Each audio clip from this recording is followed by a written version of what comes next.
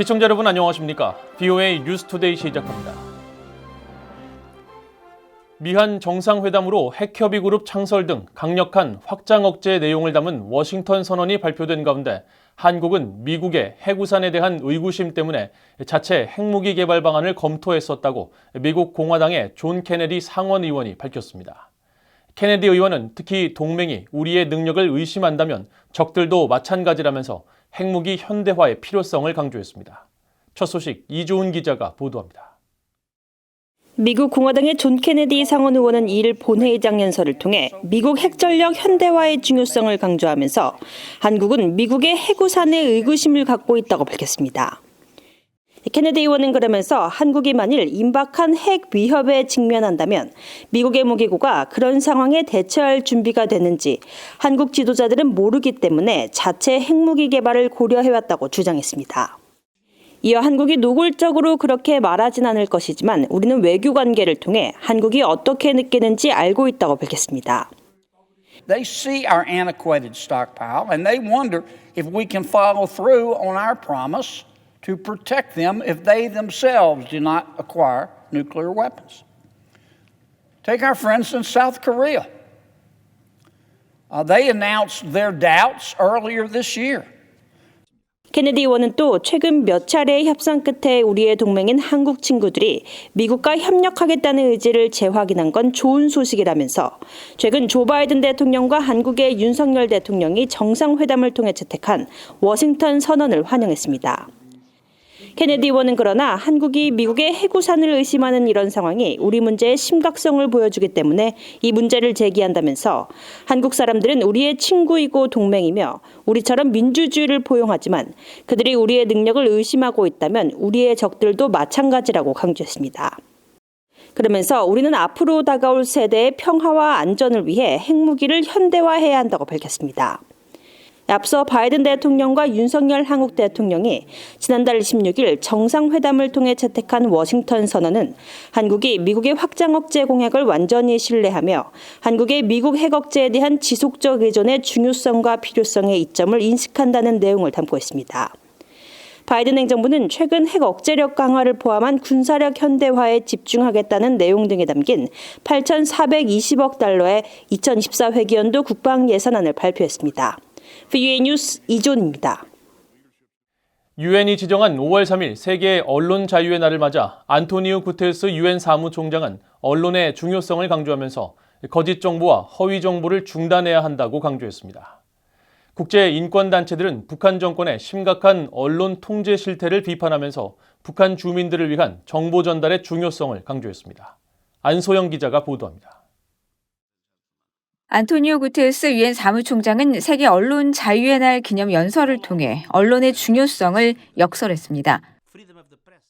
특히 언론인들에 대한 위협 중단과 함께 거짓 정보, 허위 정보를 막아야 한다고 강조했습니다. Stop the threats and attacks.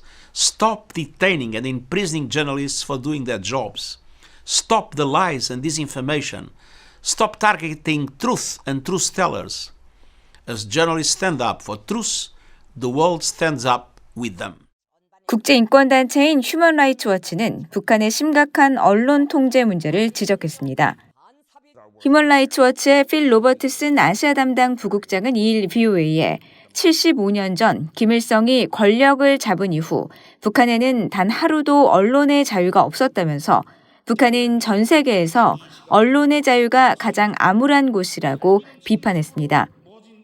또 북한 주민들은 정보를 얻기 위해 외국 라디오 방송이나 정보 저장 장치 USB 또는 CD, 심지어 풍선을 통한 전단에 의존할 수밖에 없다면서 그런 것들마저 독재자 김정은 치하에서 북한 당국은 외부 매체를 소유했다는 이유로 체포하고 어떤 경우에는 처형을 한다고 비판했습니다. 국경 없는 기자회는 북한이 세계 언론 자유 지수에서 2년 연속 최하위 180이라고 밝혔습니다. 국경 없는 기자회의 세드릭 알비아니 동아시아 지부장은 BOA에 북한 정권은 언론 자유를 명시한 북한 헌법 67조를 유린하고 있고 과거에 언론인들이 당의 입장에서 벗어났다는 이유로 체포에 추방시키거나 강제 노동수용소에 보내졌으며 살해를 당했다고 밝혔습니다.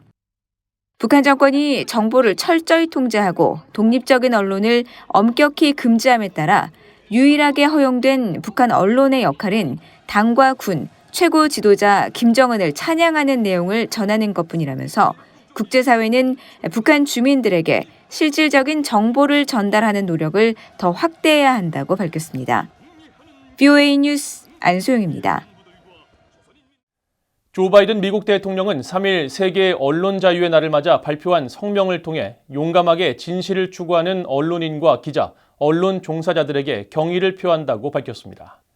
바이든 대통령은 또 우리는 투명하고 신뢰할 수 있는 통치에 필수적인 이 같은 목소리를 침묵시키려는 모든 사람들에게 책임을 묻겠다는 우리의 약속을 거듭 강조한다고 밝혔습니다. 이어 수정헌법 1조에 명시된 언론 출판의 자유를 언급하면서 언론의 자유는 민주주의의 기둥이라고 강조한 뒤 언론의 자유는 미국 정부와 사회가 스스로를 비판하고 교정할 수 있게 해주고 교육하고 조명하며 적발하고 폭로하는 등 진실의 수호자 역할을 한다고 설명했습니다.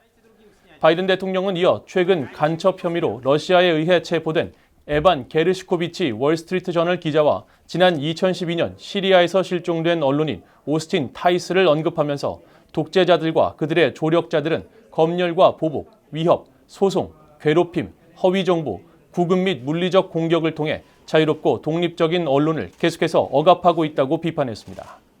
토니 블링컨 국무장관도 성명을 통해 전 세계 언론인들의 헌신에 사의를 표하고 숭고한 사명을 수행하기 위해 언론인들이 치른 희생을 되새긴다고 밝혔습니다. 그러면서 전 세계 많은 정부에서 기자들이 구금과 납치, 협박의 대상이 되고 있다면서 세계 언론 자유의 날을 맞아 우리는 미국 내 언론 자유를 보호하고 그것을 전 세계에 알리는 데 전념하고 있다고 강조했습니다. 북한이 지난해 3월부터 시작한 금강산 관광지구 내 한국 자산인 해금강 호텔의 지지대까지 완전히 해체한 것으로 파악됐습니다. 해금강 호텔의 하층 지지대가 최종 해체된 것인데 이에 따라 한국 현대아산 소유의 수상 건물인 해금강 호텔은 북한의 일방적인 철거 작업 1년 만에 역사 속으로 사라지게 됐습니다. 함지아 기자가 보도합니다. 북한 통천항을 촬영한 3일자 플래닛랩스의 위성사진입니다. 길이와 폭이 각각 95m와 30m인 해금강 호텔 지지대가 있던 곳이지만 이제 그 모습은 보이지 않습니다. 금강산 관광지구인 고성항에서 북쪽으로 약 37km 떨어진 통천항은 지난해 12월 해금강 호텔의 하층 지지대가 옮겨져 해체 작업이 벌어진 곳입니다. 이 지지대는 과거 물 위에 떠 있는 상태로 오랫동안 해금강 호텔 건물을 바치고 있었지만 해금강 호텔 건물이 해체된 이후엔 사실상 대형 철제 바지선으로 남아 있었고 이후 BOA는 지난 3월부터 하층 지지대의 크기가 조금씩 줄어드는 정황을 포착했습니다. 실제로 이 지지대는 지난 3월 21일에는 길이 52m, 지난달 9일에는 36m로 측정됐었고 이어 지난달 21일엔 길이 20m로 원래보다 5분의 1 크기로 축소됐다가 이제는 아예 모습을 찾을 수 없게 된 것입니다. 해금강 호텔은 한국 현대아산 소유의 건물로 과거 한국 관광객들이 주로 이용해왔습니다. 그러나 2008년 7월 11일 북한군 초병이 당시 53세로 새벽 산책 중이던 한국 관광객 박왕자 씨를 총격 사살한 사건이 벌어졌고 이후 북한 당국이 사과는 물론 진상조사조차 거부하자 한국 정부가 금강산 관광을 전면 중단하면서 해금강 호텔도 사용되지 않았습니다. 김정은 국무위원장은 2019년 10월 금강산을 시찰한 뒤 보기만 해도 기분이 나빠지는 너절한 남측 시설을 싹 드러내라고 지시했고 북한은 작년 3월 해금강 호텔 철거 작업을 시작했습니다. 건물은 작년 5월에서 7월 사이에 해체됐는데 이후 이번에는 하층 지지대까지 없어지면서 해금강 호텔은 역사 속으로 사라진 것입니다. 금강산 관광지구 내 다른 한국 측 자산도 지난해 대부분 해체됐습니다. 지난해 4월에는 한국의 리조트 기업 아난티가 운영하던 금강산 골프장의 8개 숙소동이 철거됐습니다. 또 문화회관 건물과 금강산 온정각, 고성항 횟집 등 한국 소유 건물이 해체돼 현재 이들 부지엔 콘크리트 잔해만이 남아 있습니다. BOA 뉴스 함지아입니다. 미국 국무부는 오는 7일 기시다 후미오 일본 총리의 한국 방문에 대해 모두를 강하게 할 것이라며 환영의 입장을 밝혔습니다. 국무부 대변인은 3일 한국과 일본 정부가 한일 정상회담 계획을 밝힌 것과 관련한 BOA의 논평 요청에 우리는 윤석열 대통령의 도쿄 방문 몇 주 만에 기시다 총리가 한국을 방문하는 데 대해 환영한다고 밝히고 윤 대통령과 기시다 총리는 우리 모두를 더 강하게 만드는 방식으로 한일 관계를 강화해 왔다고 평가했습니다. 앞서 한국 대통령실은 기시다 후미오 일본 총리가 오는 7일부터 1박 2일 일정으로 한국을 방문해 윤석열 대통령과 정상회담을 한다고 밝혔습니다. 이에 따라 지난 3월 16일 윤 대통령의 일본 방문으로 도쿄에서 만난 두 정상은 약 50일 만에 서울에서 다시 만나게 됐으며 이 같은 한일 정상 간 셔틀 외교는 12년 만에 복원됩니다. 미국과 한국군이 한국에서 대규모 연합 항공훈련을 실시하고 상호 운용성 향상과 양국 간 신뢰 강화를 도모했다고 밝혔습니다. 인도태평양 사령부는 2일 보도자료를 통해 한국 광주 공군기지에서 열린 2023 코리아 플라잉 트레이닝 KFT 연합항공훈련에 미국 공군 제8 전투비행단이 제51 전투비행단과 한국 공군, 미국 해병대와 함께 지난달 17일부터 28일까지 훈련에 참가했다고 전했습니다.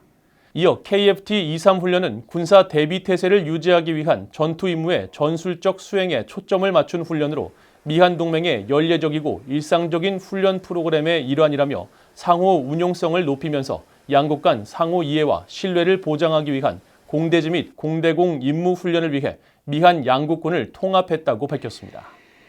KFT 연합항공훈련은 한국에서 열리는 최대 규모의 비행훈련으로 올해로 두 번째 실시됐으며 지난 문재인 한국 정부에서 폐지한 대규모 항공훈련 맥스 썬더를 대체해 2019년 시작된 이 훈련은 지난해 윤석열 정부 출범 이후 이름을 KFT로 바꾸고 규모를 더 확대했습니다. 미국 상원에서 북한의 일본인 납북자 송환을 촉구하는 결의안이 발의됐습니다. 민주당의 메이지 히로노 상원의원과 공화당의 댄 설리번 상원의원이 지난 1일 북한에 의해 납치된 일본인들에게 정의를 실현하기 위한 결의안이라는 제목으로 공동 발의한 이 결의안은 북한이 납치한 일본 등 외국 국적자들을 모두 석방할 것을 촉구하는 내용이 핵심입니다. 결의안은 또 북한이 납북자들의 유해를 송환하고 숨진 모든 납북자들에 대한 정보를 제공할 것과 납북자에 대한 적절한 보상과 사과를 하고 이 같은 납치 활동을 영구적으로 중단할 것도 촉구했습니다.